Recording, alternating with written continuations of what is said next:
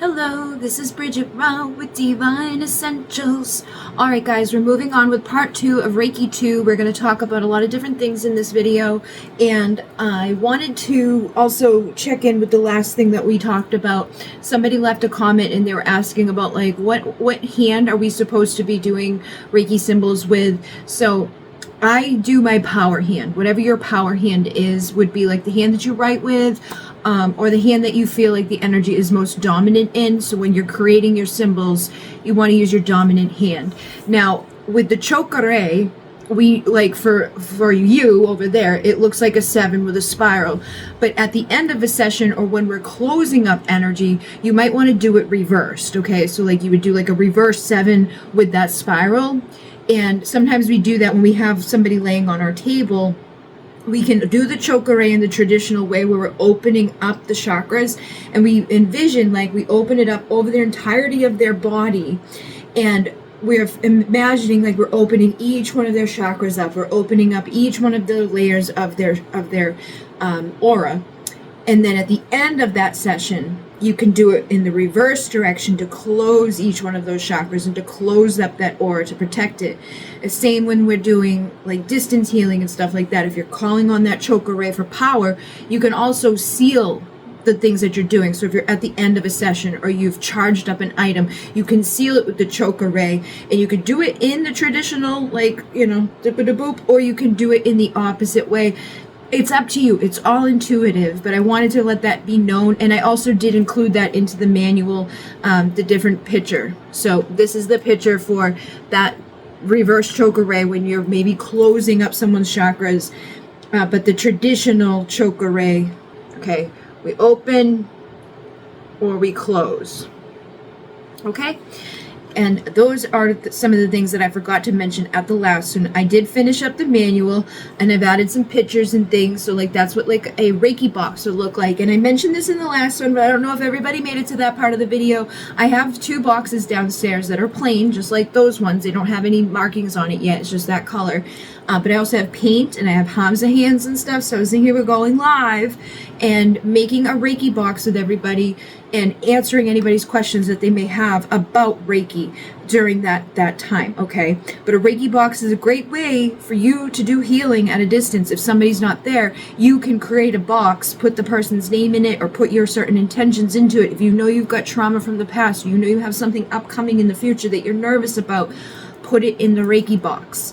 So with the attunements, that's where we left off. We were just going to basically talk about what to expect when you have a Reiki attunement. Now, not everybody's going to have the same experiences, and not everybody may have the same experiences across all their attunements. There's people that have had their Reiki 1 attunement that was very powerful for them. They felt everything, like it did stuff to them on different levels. And then there's people who had their Reiki 2 attunement and they really didn't feel much. It didn't change all that much. But I feel like that's going to be indicating where you're at energetically. If you get your Reiki 1 attunement and it's not like wicked crazy powerful, you're not noticing synchronicities afterwards, things didn't really change, you may have already been attuned as a healer. You may have already had that energy running through you. You may have already, like when, for myself, like I said, when I got Reiki 1, it wasn't like there was something within it that felt limited to me. And I think that's because I was already basically acting as a Reiki 1. I was already doing distance with people. I was already doing those things. So it wasn't like a wow, this is a mind-blowing experience. But when I went on and I did other activations and I did other types of attunements and I incorporated other things, there was crazy experiences. Like when I did the new paradigm, I walked out of there, the whole world was brighter, it was more green in the trees, I could see the aura around the trees. It was very powerful because it was a new frequency for me. It was a new vibration.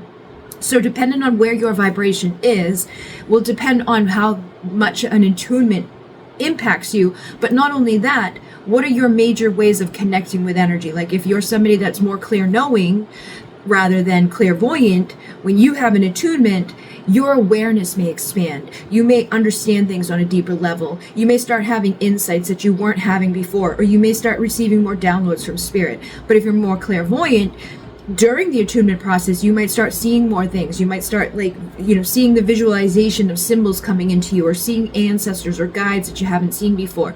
You may have a whole different experience go on visually through your third eye. And then even after the session, after the attunement, you might start to be like, oh wow, like I'm having way more like moments of that, like where I'm not even trying to connect with spirit, I'm seeing things. For me, I was always clear knowing, but since having all of my attunements and all of my activations and all the Muniki rites and all of that stuff, I've been able to see, like the other night it happened to me, I started seeing the cowboy in my mind's eye, and he had like his hat down and he had a toothpick in his mouth, and sometimes it just comes out of nowhere. Sometimes like I'll have a lot more dreams now than I used to, and it's gotten stronger for me over time because of all of the psychic work that I've been doing and all of the energetic work that I've been doing. Other people are more feelers, so you may feel the sensations of that attunement. You may feel warmth going through your body, and afterwards you may feel more intensely when you're connecting with others, or you may pick up on emotions of others more. So physical sensations, tingling, vibrations, buzzing could happen in your hands or your feet or throughout your body. Hot and cold sensations are pretty specifically like in one of the like more common things that happen within Reiki. Whether you're receiving Reiki on the table, you're giving Reiki to somebody, hot and cold sensations can come through you. Some people like really need heat, and some people really need cool energy, and that was something I find for a lot of people who are just beginning. They may feel like something's wrong if they're not running hot energy, because it's more common that when we're doing healing, our hands heat up, it gets hot to the touch, the person on the table feels that heat. For me, when I'm done doing a session, I usually start to freeze and I shake because of the extreme change in temperature from running that hot energy to like not running that energy. I start shivering and wrapping myself up in blankets because I'm no longer feeling that heat within myself.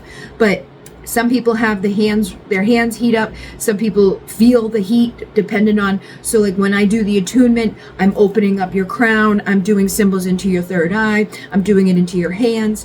While I'm doing that through the distance and the time and the space, you may start to pick up on the tingling and the warmth in those areas. But if you're not somebody that's usually a feeler of energy, then it may be on other levels. So you're going to want to pay attention to your levels. That's why in Alcyon Light Healing, I talk about like the different ways that we can be energetically connected, and there's like a little quiz there to figure out what's your predominant gift. Are you clear knowing? Are you clear feeling? Are you clear seeing? Are you clear like sentient? Do you smell stuff? Or do you taste stuff? Do you hear stuff? Some people hear things. I hear a lot of things. Again, that's enhanced. I have whole craziness going on up there all the time.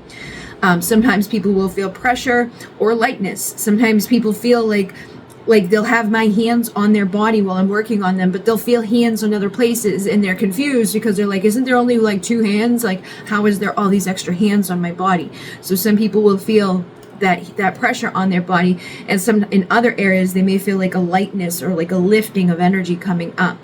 Some people will also have emotional releases where they either cry or laugh. Some people fart. Some people, have like stomach grumbling. It depends on the person. Everybody is specific in their own way. And it also depends on what we're working on in that moment. So I've had people come and just hysterically laugh through their whole session. And I've had other people come and cry through their whole session and not even know why they're crying. I've cried through people's sessions because it's like healing tears, just releasing that energy that needs to be released. So there's no wrong way. And again, it's like you might feel tears welling up without any sadness. Like sometimes the sadness is there, sometimes it's not. Sometimes people shake and jiggle around. It's different for everybody. And then there's spiritual or visual experiences where people could see colors, they might see light, they have their eyes closed during this moment, but it's like they're seeing different symbols, they're seeing different beings. Some people have memories of things come to them, or they even receive a download or like a memory of something that they haven't lived within this lifetime, but maybe in a past life. People feel presence of different guides or like the angels. A lot of times like Jesus or Kuan Yin, like different beings pop up for people, and it's dependent on the person. Sometimes we'll have sensations within the chakras. Like if there's something that's going on in the third eye, you might feel pressure or pulsation going on in that area of your forehead, and that can indicate that it's opening. Other people may feel their heart opening, feel more warmth expanding from their chest. And what to expect after the attunement is you're going to be more sensitive to energy. You may be able to pick up on things within yourself and others, and you're going to be feeling more attuned to people's emotions, energies, and your surroundings. And you may be more in tune with like why someone's doing something or what their actual motives are behind what they're doing. You're going to have a heightened intuition. You're going to be able to know more, see more, feel more, receive very clear insights. You may have more dreams, more synchronicity. Like my life is a never-ending synchronicity thing at this point. You will start to notice that all of that stuff picks up. Emotional and mental healing. As that energy is flowing through you, you may experience old emotions surfacing, and they're coming up to be healed and released. You may have more mental clarity where your thoughts are becoming clearer and more focused, and you may find yourself letting go of those limiting old beliefs that were blocking you or old thought patterns that are no longer serving you. There may be a detoxification that happens. Some people go through this process after an attunement where they feel mild symptoms such as fatigues, headaches, or changes in their digestion. Like they're no longer hungry for certain foods. They're no longer, craving things that aren't really good for them. They're ready to release those things, and they're changing on those levels. They're releasing the toxins from their body. So sometimes when we're doing that, like if you do a cleanse, things die off in us. Some people report like, oh, I had a stomach ache, or oh, I had a headache, but it's literally your body just releasing the toxicity.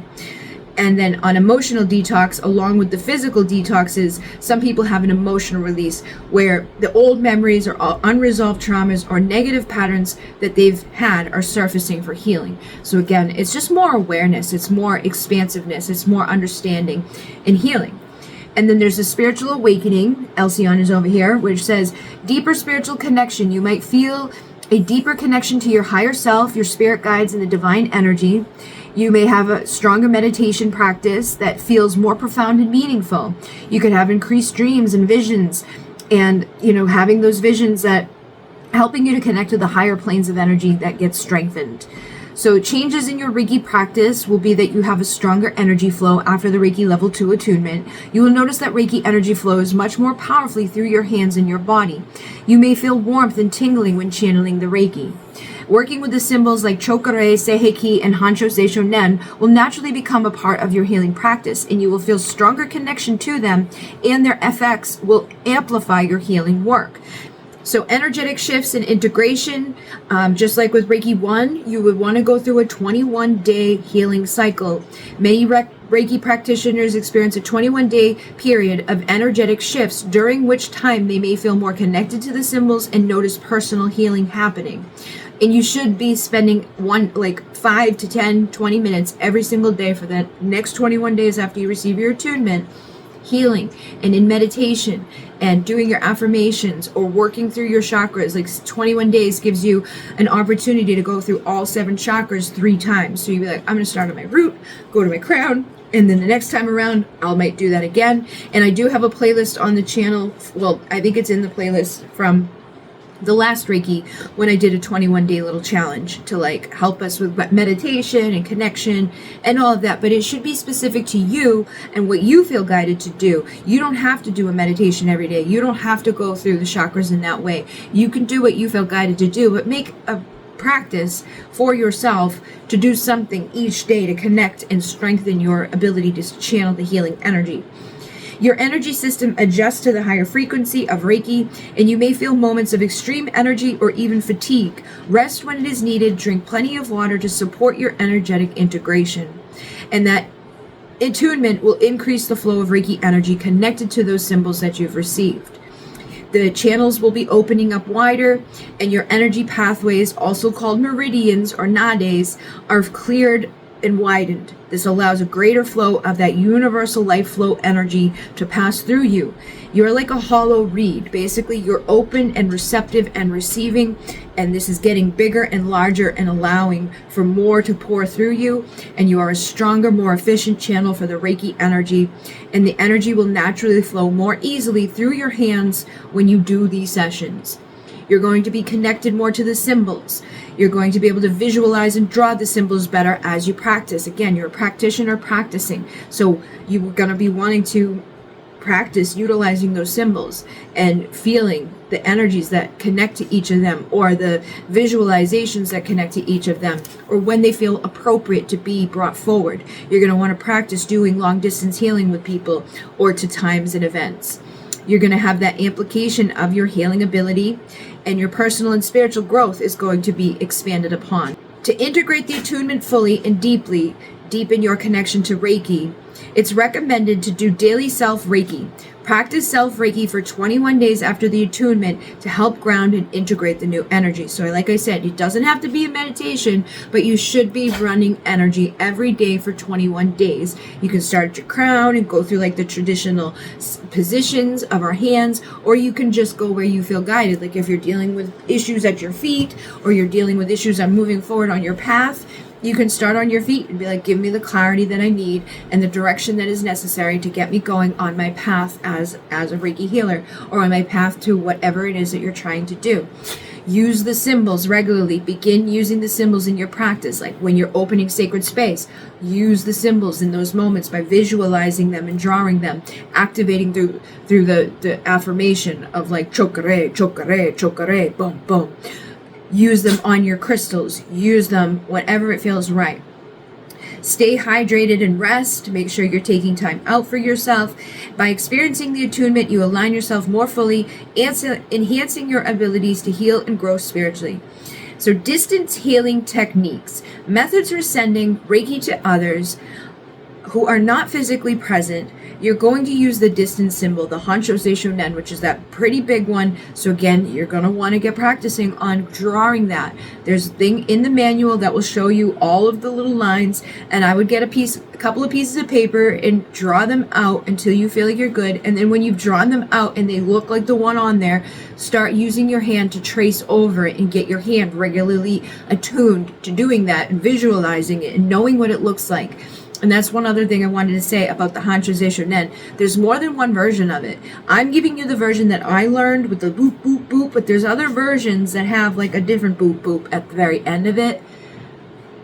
I feel like it's just how that is, and that's kind of like what happened, because when Reiki was first passed down, it wasn't given with a manual. It wasn't shown to people. It was like told to them, and over time it got watered down, or it got like misconstrued and different. There's so many different versions of it now too, but I'm giving you the one from the used to be traditional Reiki that I learned, and you'll see it in the manual. That's the one you should practice, because that's the one you're being attuned to. So visualize. You can picture a recipient surrounded by healing light and send energy as if they're in front of you. That's another way to do this energy. We bring in that Hansho Seishonen, and then we visualize that person surrounded in light. You can also use a surrogate method, where you use an object to represent the person and send Reiki healing through it. So you could hold this in your hand and be like, okay, this person's inside this pyramid, and I'm going to send healing to them. Or anything. You could use a teddy bear, or you could use like a little like you got a little dolphin statue, or whatever feels appropriate for you. Set that as your surrogate. Intention setting, focusing your attention on sending Reiki energy to the person, trusting that it's going to reach them. And like I said, through a Reiki box or even through a crystal grid, you can set up a little crystal grid that you're charging up with Reiki. So it's like you put the pyramid in the middle, you put this crystal here, that crystal there, and each one has a special meaning or a special reason. Like this one's going to open their third eye. You can even do a straight line as a crystal grid and do one crystal for every chakra. And while you're creating that grid, or that layout of your crystals, you know that you're laying it out on their body or in their energetic field for a certain reason, to support them in these certain ways. So with the Reiki box, you can write the recipient's name and place it in the box. You can also just write a recipient's name and place it under your crystal grid. And you can also put crystals in your Reiki box and combine it together. You can also chant the person's name while you're meditating and repeating that person's name over and over as you're sending them healing. Like Bridget, Bridget, Bridget, Bridget, Bridget, just however it feels right to you. Sending healing to past events and future situations, the best way to do that, again, through your intention and through focused intention using the Reiki Hansho Seishonen, that distance symbol. So you would set the clear intention, be specific about the past event or the future situation, whatever you're trying to send healing to. And this could be a time in your life, a goal that you have, or a particular situation that you know you went through. Like, the day that my parents split up, or the day that this bad thing happened, I want to send healing to that, right? So you would activate the distance symbol, and you would then bridge the gap between time and space, visualizing and drawing that symbol while focusing on closing that gap and going to that event. And then visualize that situation, picturing the event in your mind's eye for that past healing. Imagine yourself and others during that time surrounded by the healing light. And for future events, visualize that situation unfolding beautifully and naturally and like healthily, like going through the best possible way it could go. Everything's working out for me. You know what I mean? So it's like, we already know what happened down there, so we don't have to like pretend, but we can send healing to what was, right? But in the future, we can like kind of like script it, you know, like give it a whole way of thinking, like this is how it's going to play out, and it will have more charged energy to play out in that way. But with the past too, like when we do soul retrieval, what we do is we go back to those traumatic moments, and we know it, we acknowledge it, we send healing to it, but then we can rewrite it.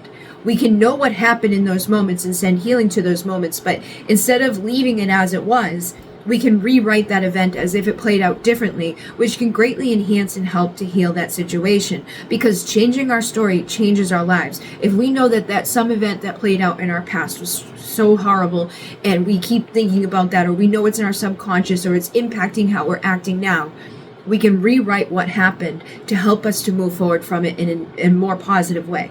Release and trust. After sending the energy, let go of attachment to the outcome and trust that the healing will occur in the best possible way as it's meant to.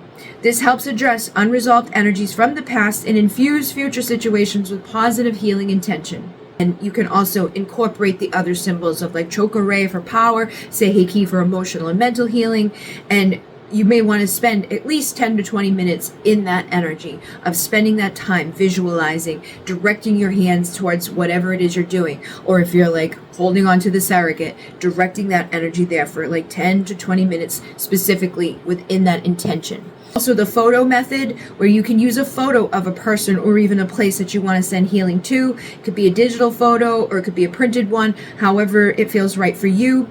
Draw the Hansho Seisho Nen over that photo, visualize the symbol while focusing on that person or situation, placing your hands over the photo, sending the Reiki energy, and continue to do so for 10 to 20 minutes, keeping your focus on that intention. And complete your sessions by visualizing the past event being bathed in light and then mentally releasing it. With the future, it's the same thing, but at the end, it's like we have visualized that future thing. It's like, and so it is, release to the outcome.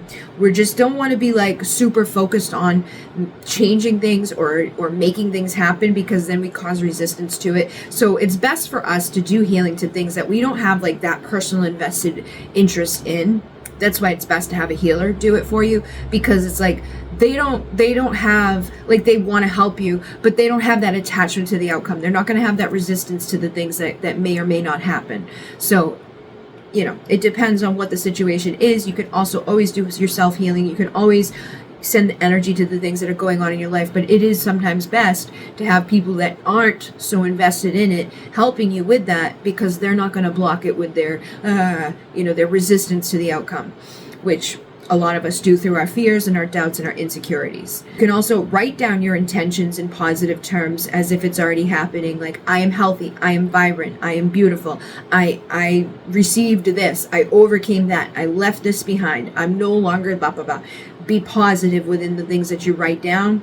You can draw the Hansho Seisho Nen on paper and visualize that sending through what you're doing, like what your affirmations are. So you can have like paper with your Hansho Seisho Nen and your little affirmations on it that you put somewhere or put in your Reiki box. And then the best practices for conducting a distance healing is to make sure you create your sacred space, find a quiet, comfortable place where you won't be disturbed. You can light candles, burn incense, or play soft music to create a peaceful atmosphere, just like you would do for in-person sessions with somebody.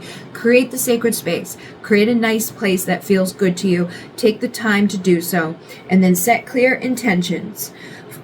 Always begin by setting a clear, positive intention for the healing session. Whether sending Reiki to a person or event, focus on the highest good for all involved, right? Or that's like our Gasho prayer, where it's like, I'm intending that I'm opening up to be a channel for the Reiki energy, and I'm going to bring through the purest, highest vibrations that are necessary to release the blocks or to align this person or this situation to the highest ultimate outcome, into the best timeline that is possible. We can use the symbols and then ground ourselves before we even really start sending that energy. So it's like we're opening our sacred space, we're setting that intention, we're creating those symbols to like really charge it up, and then we're focusing on grounding ourselves and being present in this moment. You can visualize yourself putting roots down into the earth, or you can open up the vortex where the vortex goes all the way down to the center of the earth. However you feel like you want to ground yourself. You can also use crystals, holding them in your hands. You can imagine a beautiful bubble of energy around you, protecting you. And then you're going to then tune into the recipient and allow for a few moments for that energy to start building. And then you can say their name, visualize them, or use the object that's representing them, or a photo, and just staying focused and present throughout the session to keep your focus on giving that energy 10 to 20 to 30 minutes to flow. It really just depends on you and what you feel. Like maybe you feel at 20 minutes that session still needs to go, so you go to 30, sometimes even longer. It just depends. Like for me, Reiki, when I was doing Reiki and Reiki 1 and Reiki 2, those sessions tended to be longer or needed for longer. But when I did like New Paradigm, that speeds it up. So it was like doing a session for somebody could be like over in 10 minutes or 15 minutes.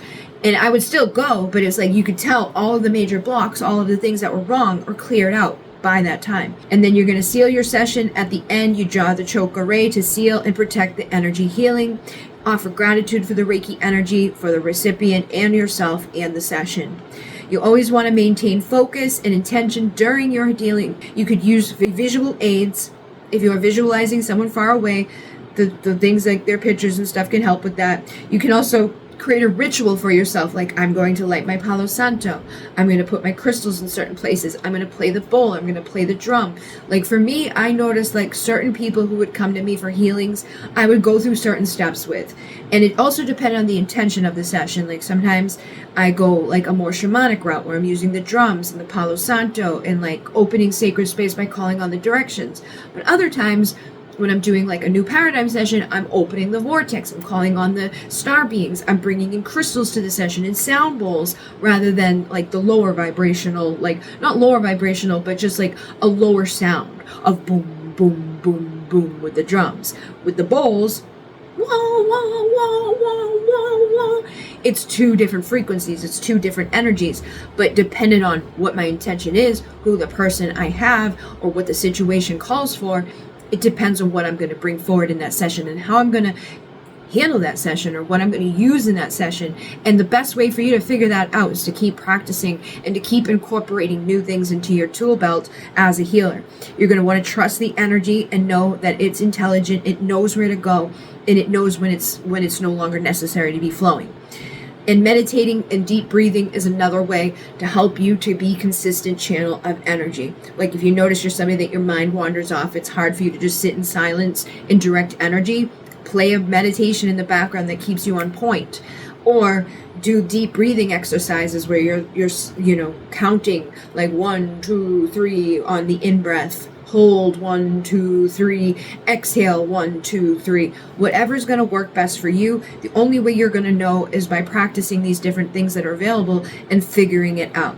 So mental emotional healing is going to help us with our traumas, our negative beliefs, and our mental blocks. The techniques for that are using Seiheki with yourself, for your self-healing, and with your clients. Integrating Reiki with emotional mental healing modalities can also support you in doing this. Reiki Level 2 significantly enhances your ability to address emotional traumas, negative beliefs, and mental blocks.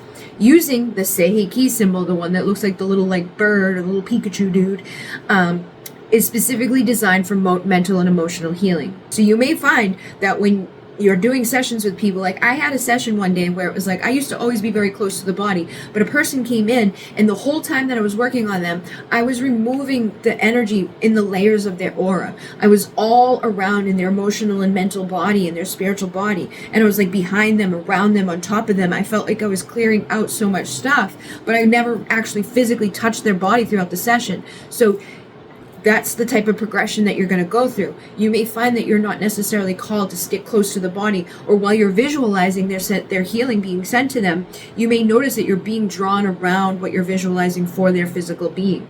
You may be like drawn to use your hands. I use a lot of like hand movement. I use a lot of movement within my sessions. Even if I'm doing it through distance, I'm imagining like things are happening. It's not just beaming at them. Things are happening, clearing stuff out, cutting cords, pulling energy, throwing stuff away, burning it, transmuting it, being mindful of what I'm pulling out of them, paying attention to where it's coming from and why I think it's there.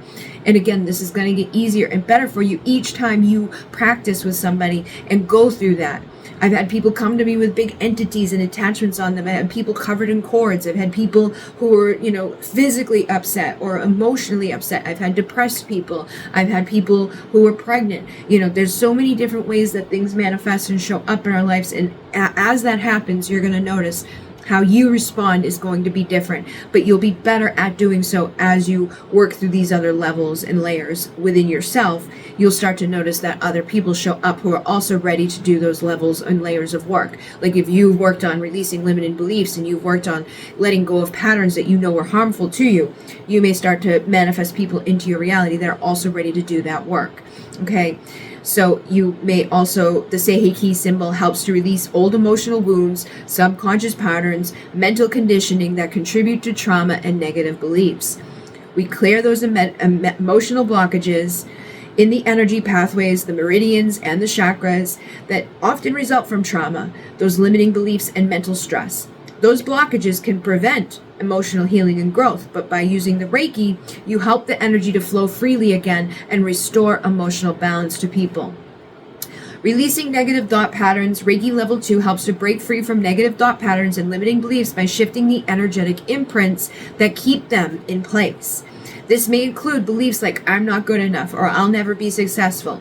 The Seiheki symbol assists in reprogramming the mind to adopt a more positive, empowering system of beliefs.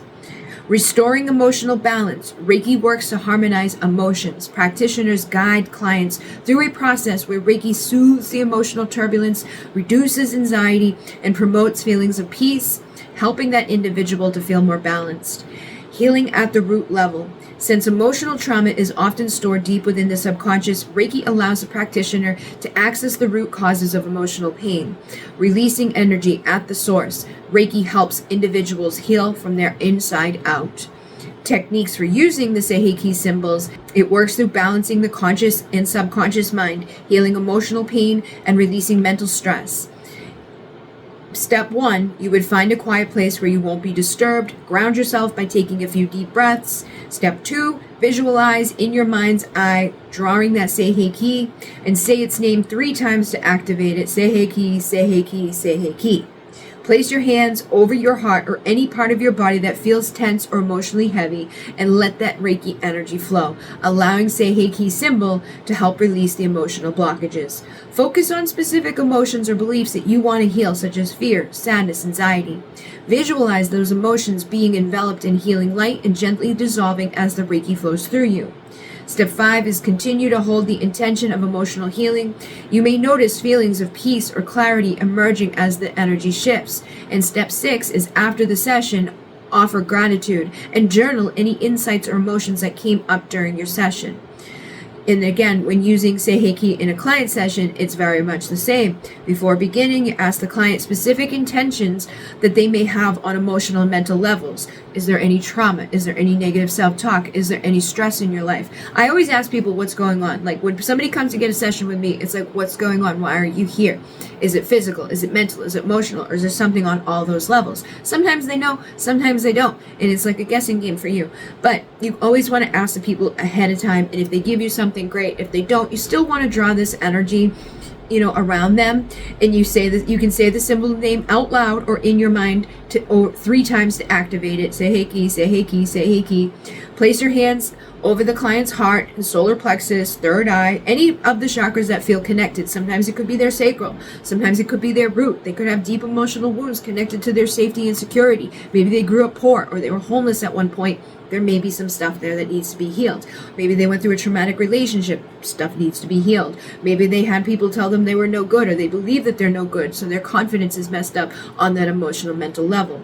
So again, placing your hands wherever you feel called to, or if it's through distance, sending it and beaming it to those places that you feel called to send it to. You can bring in the other energies. You can use the chakra ray with the Seiheki, because the chakra ray amplifies the power of the healing that's being sent.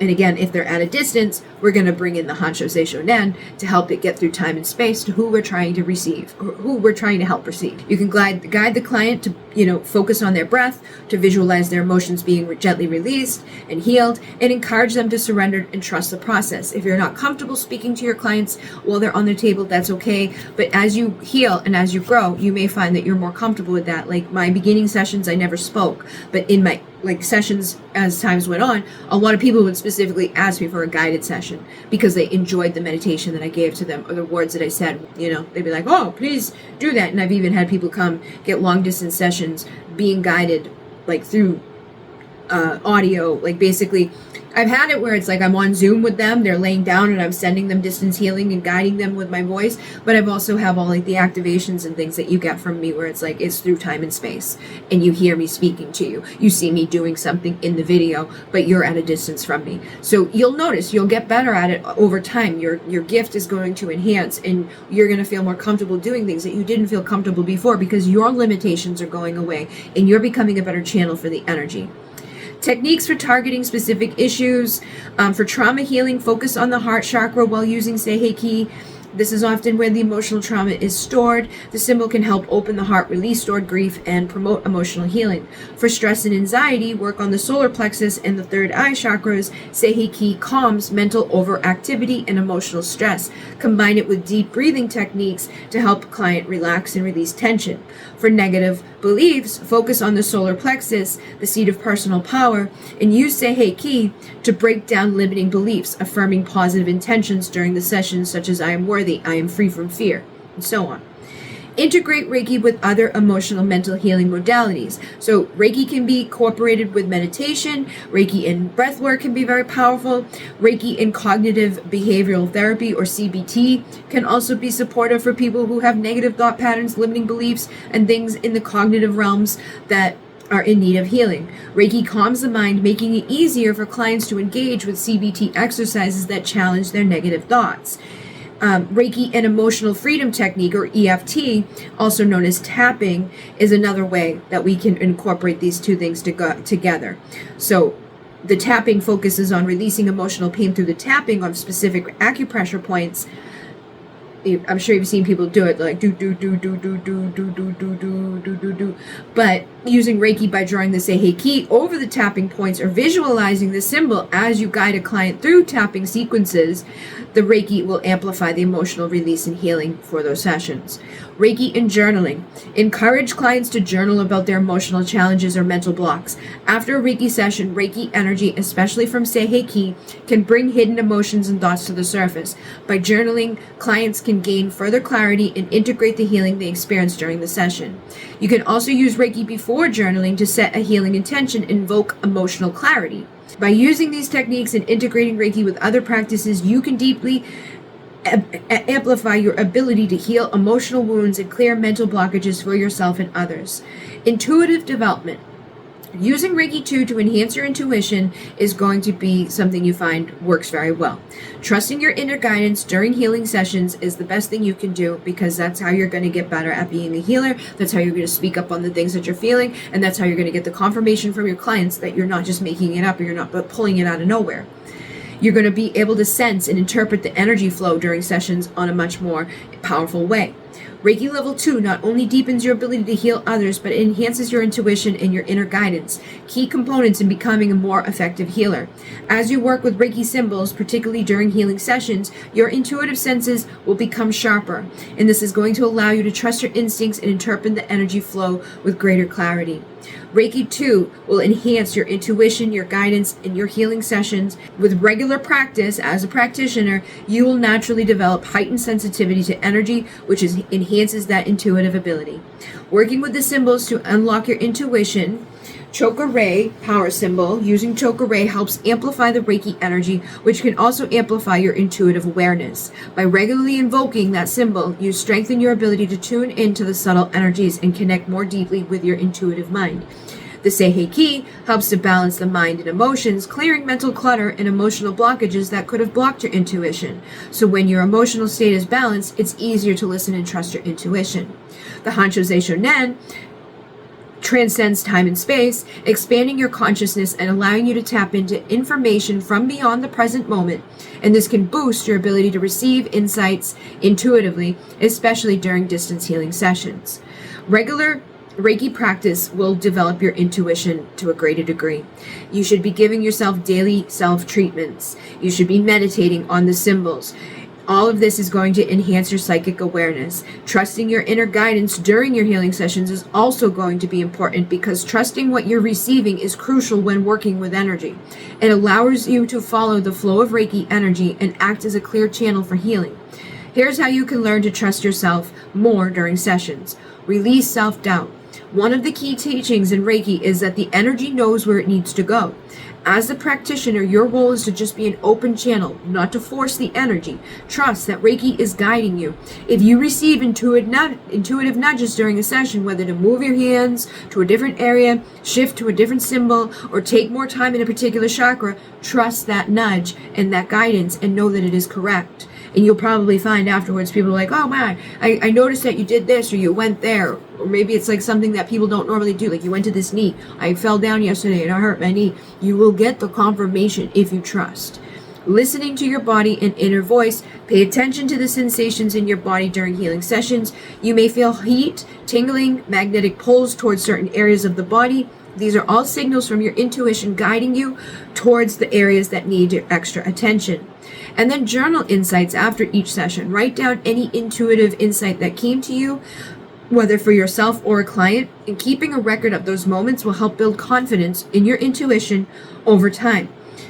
Observe patterns. Over time, you may notice certain patterns or intuitive impressions that arise during sessions. For instance, you may begin sensing reoccurring emotional blocks or energy stagnation in certain clients or situations.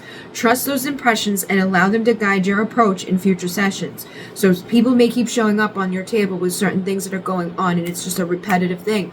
And it's like, okay, this is a clear indication. Or different people may be coming to you and it's like, oh, every time I feel this in this area, it's connected to that type of thing. So the next time someone gets on your table with that type of energetic thing going on, you're going to be able to most likely pick up on like, oh, or help people. Like if you had somebody that had cancer in an area of their body, the next person on your table that you feel something similar to, you can send that person to the doctor to get a head shot on something they may be unaware of in that moment.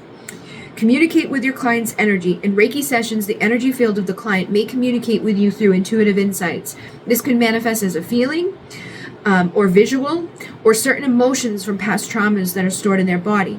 Trust the impressions and the visualizations that come to you. They will gently guide your healing process based on what you feel or sense. You may even feel guided to use certain symbols or focus on a specific chakra based on different messages.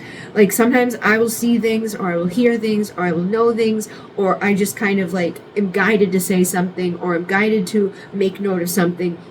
And it makes sense for them. Like, I kept seeing dragonflies. Oh my God, blah, blah, blah, blah, blah. They have some crazy story to tell you about dragonflies. Like, and it may not make sense to you. That's the most important thing to know, is that it may not always make sense, but it's intuition. So you need to trust it and take action and speak on it and not hold yourself back from it, okay? So, sensing and interpreting the energy is going to increase as you are doing so.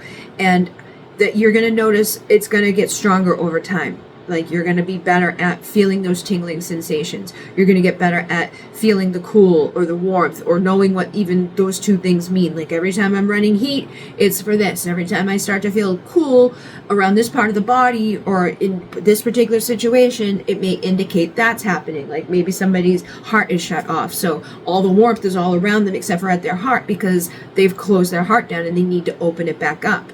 You may feel magnetic pulls and resistance at different times. Like, when someone has a block, I feel resistance that I need to grab and pull off of them.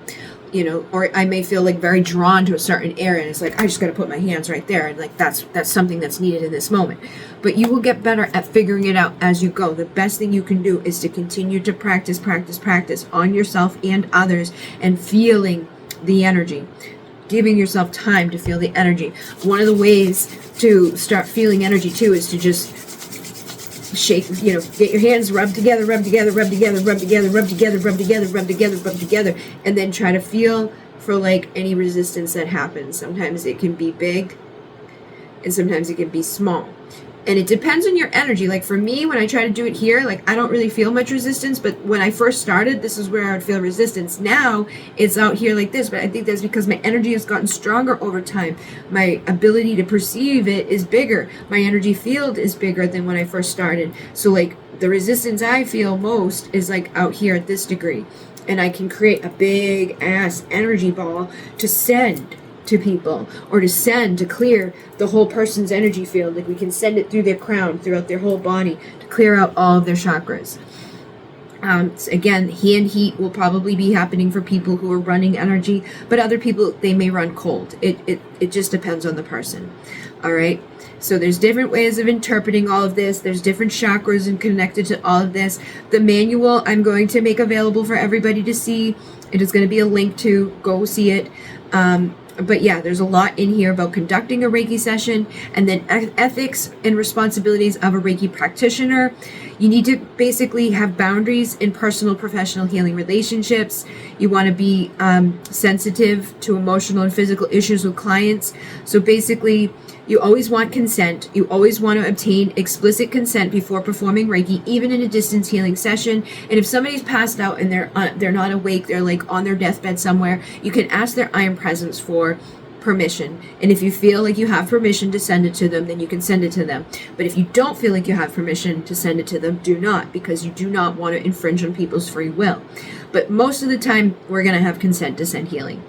Professional, like verbal consent, right? Professionalism. Maintain a clear professional relationship with clients. Keep communication open and honest, avoiding any false claims about healing results, okay? We don't want to offer the world. We don't want to lie to people. And we also want to be professional when we're communicating with others. You want to have healthy boundaries in both professional and personal relationships to avoid mixing personal involvement with client interactions, and respect your own energetic limits to prevent burnout. Sometimes in the past, I've let people get too close to me, and I go from being like their mentor or their healer to like a friend, and that can cross boundaries in a way where it's like it changes the dynamic, and it may not be the most beneficial for the relationship or for your career as a healer, right? It's okay to have friends sometimes. It's okay to turn into friends, but it's going to change the dynamic between you. So like, if you're actively coaching someone or actively having somebody that you're healing, you may want to be mindful of what's mixing in with that relationship. So, handling sensitive issues, be empathic and listen without judgment, refer clients to licensed healthcare professionals for serious medical or psychological concerns, and maintain confidentiality at all times, and only address issues within the scope of Reiki. So, like, when people come to you, you shouldn't be running and telling everybody everything that they've said to you in, your session. Like, you should be maintaining respect for them, but in a way too. Like, if they come in and they tell you they're going to murder somebody or something, you might want to let some people know. But if they're coming in and they're being open and like, I love this thing and up and a boop and I'm really sad about that, you don't need to go tell anybody else that. So be confidential with what people are coming to you with. Respect those guidelines and create a safe, ethical environment for your healing for yourself and others. Okay, and again, you can incorporate crystal healing, you can incorporate chakra healing, you can create shamanic practices, you can incorporate meditation, affirmations, and by blending Reiki with other practices, you can amplify healing effects and address various levels of physical, emotional, spiritual well-being. And again, there's a lot more in here about that. I'm just kind of like going over the main things at this point because we're getting pretty long into this video. And I know not everybody has an attention span to hear all of this. But yes, incorporate symbols into your self-care. Advanced techniques is basically, using the symbols together, beaming, sending Reiki energy from distance without physical. That's an advanced Reiki technique. Using surrogate is advanced. Group healing, getting a whole group of people to do healing sessions is an advanced way. Combine energy with other practitioners to send powerful healing to a group or event. And then energy practitioner, visualize protective light around yourself with the chakra ray, shielding and grounding yourself before and after sessions. Reiki journaling is another way to really amplify things for yourself. And then, yes, I think that's it. So basically for the attunement, I'm going to create sacred space. I'm going to prepare my student to be seated comfortably or lying down comfortably wherever you are in the world. And then I'm going to call upon the Reiki masters. I'm going to go into the motions, which you don't need to know all of that until you're a Reiki master or Reiki master teacher, whatever you want to become. But basically, this is where I'm going to go, and I'm going to record the attunement process. And so if you want the attunement and you want the certificate, which will be available together through an Etsy listing, you will get a video of the attunement, you'll get the manual, and you'll get a certificate that you can open up in Canva, and then you can change your name and you can change the date for whenever you get it. So it's like whenever you get it, you put your name and your date in. It's very easy. You just click on the place that needs to be clicked on. Like, you see how that's there? You're gonna hold on. So what will happen is it will open up to something like this. So what you would do is you would click where the name is, and that's gonna allow you to then click on it again and change it from the name that's there to your name. So you would want to click on the end of the name, erase it, put your name in, and then at the date down the bottom, do the same thing, right? So I click on that, and I'm gonna make it bigger and easier for people to be able to do it. But you would click on there, and you would put your date in, and then you can save it as a PDF or save it as an image, however you want, but it will be yours to do whatever you want with. And you'll have your Reiki 2 certificate, you'll have your Reiki 2 attunement, and you'll have your Reiki 2 manual. And it's going to be, I'm going to put it out for, I think, $29.99. All right. And there'll be sales and things like that in the future if you really can't afford it. But I do need to keep an energetic exchange. Like I said, this is usually a 3-day class, and it's usually over $200 minimum for people to get their Reiki 2 attunement and their certificate and all of that. And I think $30 is a really good deal for people, especially with the Reiki 1 being totally free and available to everybody out there. And, it's there, okay? And if you really are struggling, you can't afford it, you want to do a payment plan, you can reach out to me, and we can do 3 $10 payments, okay? So thank you guys very much. Please please comment, please share, please subscribe, please do all the things that help me to continue to do this stuff for you. And thank you, in Renee.